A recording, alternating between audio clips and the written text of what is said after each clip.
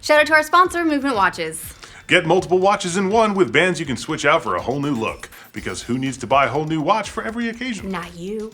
Get 15% off your entire purchase at mvmtwatches.com/the know. Just do it! Welcome to the Know. I'm Ashley Jenkins. And I'm Adam Ellis. E3's over, so naturally it's time to see who can say the most batshit insane thing about how everyone did at the show. You know who we're talking about? Video game analysts! Video game analysts are our favorite! Analysts are writing up their hot takes of E3, and one analyst in particular has some strong things to say about Microsoft's efforts, indicating they might want to think about exiting video games altogether. Come on, their press conference wasn't bad. Yeah. Those incendiary quotes come from analyst firm DFC Intelligence, who provide market research report, interactive services, and consulting for the global digital game and entertainment industry. They've been around for a while, commenting on past E3s and making a number of crazy predictions. Yeah, you know how analysts roll. We'll get into more of those a little bit later. But first, this year's comments. In a blistering report aimed at Microsoft, DFC criticized the way the company revealed both of its new consoles, the Xbox One S and the Scorpio, saying the most immediate problem is Microsoft effectively killed the Xbox One Slim right out of the gate. They went on to say if there were many Xbox 360, Wii U, and even PlayStation 4 consumers interested in an Xbox One this holiday season, they have now been told to wait until Scorpio arrives in 2017. Which I mean, he's not wrong. Not entirely wrong. The firm also said that Microsoft's conference was full of mixed messaging, and that the door is now wide open for both Sony and Nintendo. They even called Microsoft's gaming business the ugly stepchild of the gaming company's operating system strategy. Wow, did Xbox take DFC's lunch money or something? Yeah, seriously. It's pretty rough. As if that's not already personal enough, the report then goes for the jugular, saying the biggest issue is whether Microsoft will even have a game division by the time Project Scorpio launched. Hot damn! Their report later states, the overall question now seems to be not if Microsoft will exit the game business, but when and how. Wow, these are some next level analyst sprints happening up here.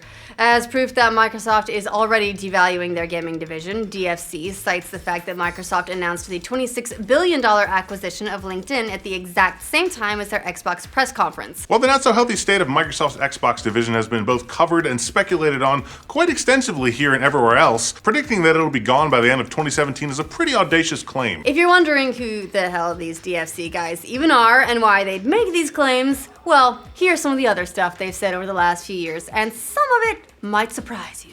Earlier this year, DFC called the prospect of a 2016 launch for the Nintendo NX a mistake under any scenario, predicting that instead the machine would come out in 2017. Despite selling the same amount as Xbox One did in its first 2 weeks, DFC also predicted back in 2013 that the PS4 would be the best-selling console of this generation by far, although not quite matching the pace of the all-powerful PS2.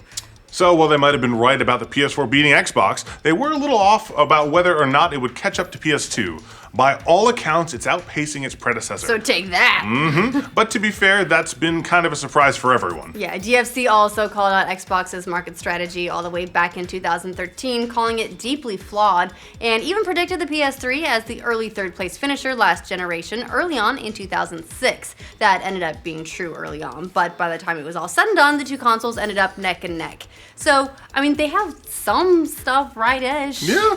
But this one's crazy. In addition to all of that, they predicted back in 2014 that gaming revenue would hit $100 billion by 2018, which is actually set to clear this year, but anybody could follow the trends and point that out. Plus, they predicted in 2012 that PC gaming would eclipse console gaming completely by 2017, which is just on the verge of being true. You gotta give them that one. People were saying that PC gaming was on its way down back then. Either way, most of these analyst firms work with this kind of shotgun approach. You say enough shit about enough shit, and eventually some of it turns out to be true.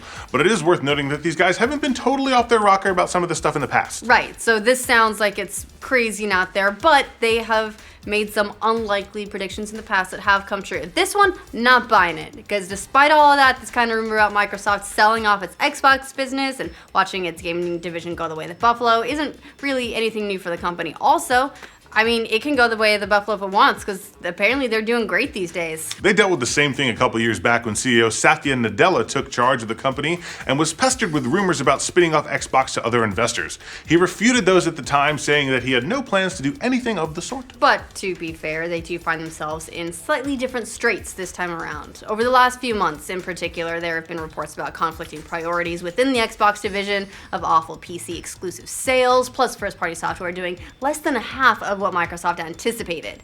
For Microsoft, E3 was an important moment where they had to speak to quite a few concerns felt by gamers. While many were thrilled with the announcement of Scorpio, the company did seem to walk back on many of its talking points in the days following their conference. And once the E3 dust had settled, General Manager of Game Publishing Shannon Loftus indicated we might get Xbox One Scorpio exclusive games, despite Spencer's assertion during the conference that nobody would be left behind. Spencer and others later corrected those comments, but it was still odd for them to have slipped through. We'll sort of have to wait and see. They were also all over the map when talking about whether or not Scorpio would require developers to target 4K resolution.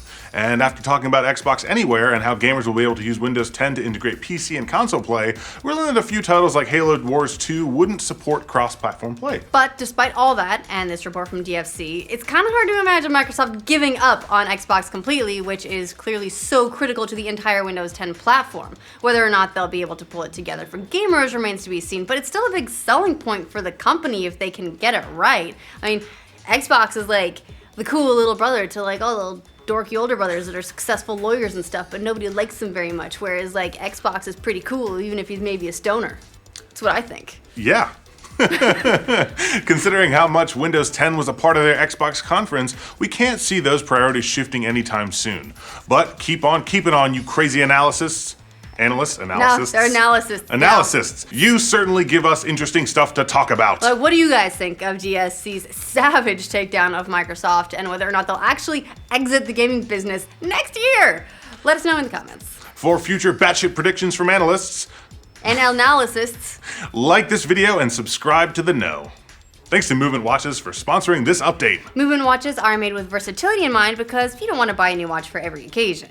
Wearing brown shoes? Switch out your metal band for a brown leather band. Bam! New watch. I got like a nice like leather band. This is probably the first leather band I've ever had. I feel like a lady. I don't know what this is, but if it's leather, it's nice. It's pretty sweet. You want one of your own? You can get 15% off your entire purchase when you go to mvmtwatches.com/theknow.